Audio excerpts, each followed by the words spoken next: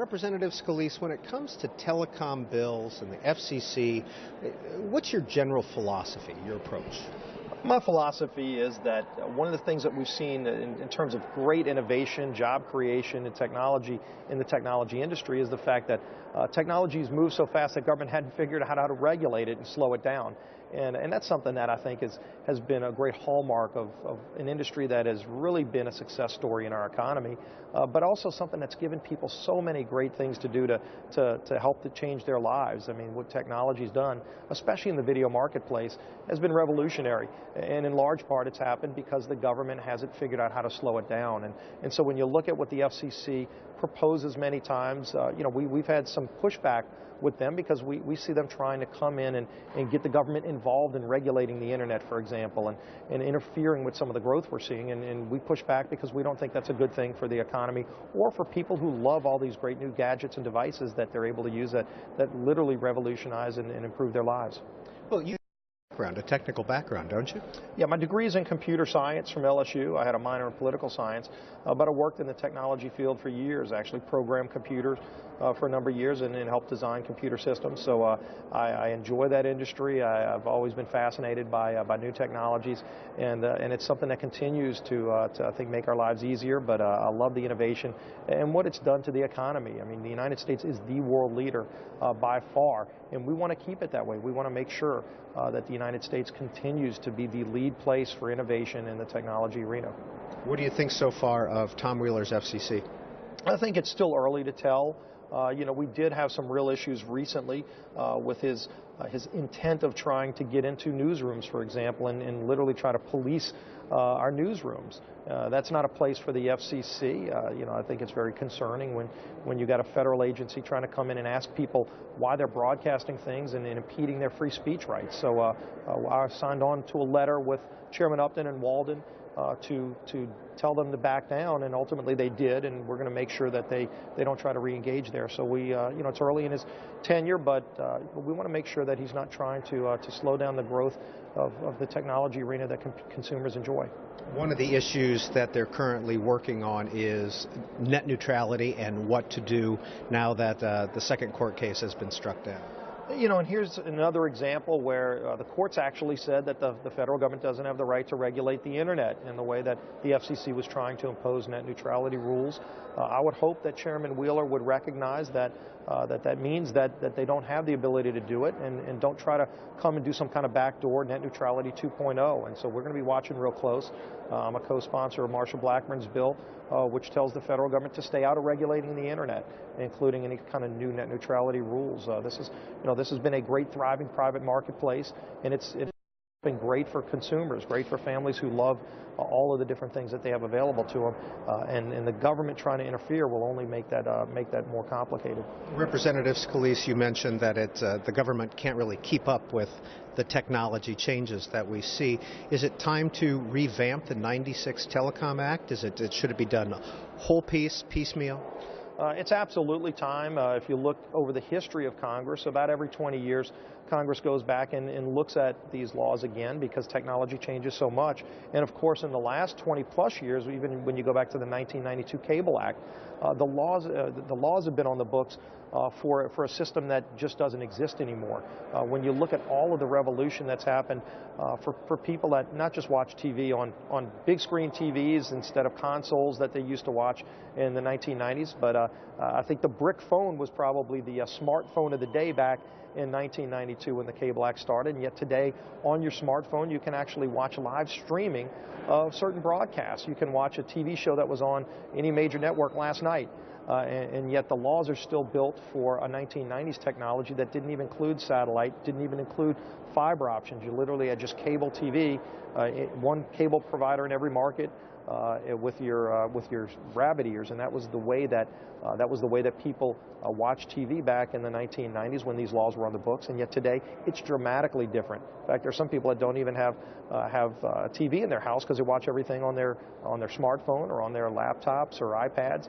And yet the laws don't really recognize that technology, so it needs to be revamped. That's something I've been pushing very hard to do. How partisan are tech issues? I don't think they're that partisan. We have philosophical divides on maybe the role of government, but when you look at the success of the technology industry, look, Anna Eshoo represents Silicon Valley, and she's the ranking Democrat on the that I serve on.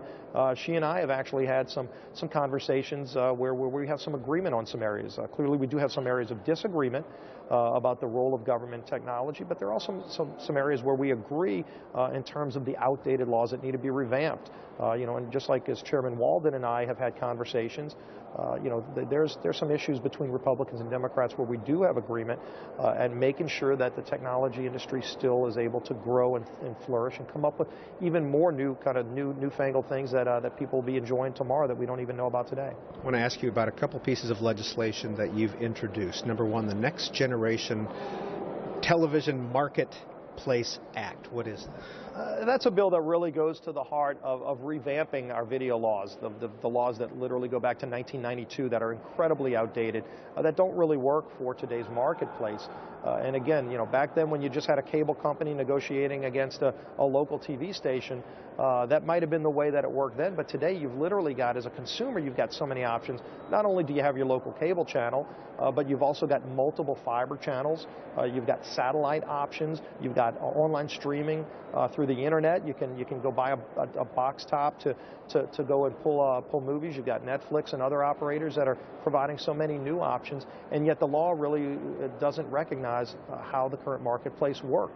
And so if you have an issue as a company or as a consumer, you really don't have many options except to go to the FCC and try to get a favorable ruling from them, and they'll literally pick a winner and a loser. That shouldn't be the way it works. We should go back to a competitive marketplace that recognizes where technology is today, not how it was in the 1990s, which might have been good back in 1992, but when you talk about where we are in 2014, it's a very different world, yet the law still is based on an old technology that just doesn't work anymore. So specifically, what does that legislation do? How does it change the current law? We go and repeal some of the outdated laws, basically put in place a new framework where companies negotiate with each other based on current technology, where you have a fair negotiation, where you don't have literally the heavy-handed government that you used to recognize a monopoly negotiating against a monopoly. When you're living in a world where you don't have monopolies anymore, where you have multiple companies that are competing for a consumer for their options on TV, for example, that really doesn't work when the laws were written for a monopoly negotiation. And so that's one of the reasons why consumers really don't have as many options as they could have, and why the prices are still going up for your television video services, where they should be going down because of more competition. Because usually what happens when you have more competition, it leads to lower prices and better options. But because of a lot of these outdated laws that are on the books going back to 1992, you don't have that same ability to get good competition, to get good fair negotiations. And I think if you get back to an updated law, you'll be able to have more options for consumers and ultimately lead to lower prices with those better options. What are the chances of it passing in this current Congress? It's going to be complicated to get something this big as a major reform that's needed, but we've started the conversation last Congress. A lot more interest is there now. In fact, there are more members of our subcommittee that recognize that the laws are outdated, and so we're going to continue building that coalition. And whether it's this year or next year, I think you're seeing the momentum grow that it's time for Congress to revisit these laws that are incredibly outdated, that make it very hard for the marketplace to work in a competitive environment where you've got the government picking winners and losers again. That's not the way that we should be operating, and it's not good for consumers. Some consumer groups have voiced their opposition to the proposed Comcast-Time Warner cable merger. Where are you on that? Well, if you look at that merger, I think the one thing you should look at is how does this benefit consumers? And the fact that in most markets where both Comcast and Time Warner operate, compete against each other. So it's not like it's not like consumers are going to lose any options. In fact, I think consumers will get better options and maybe the ability to get lower costs through the efficiencies they would have with a merger.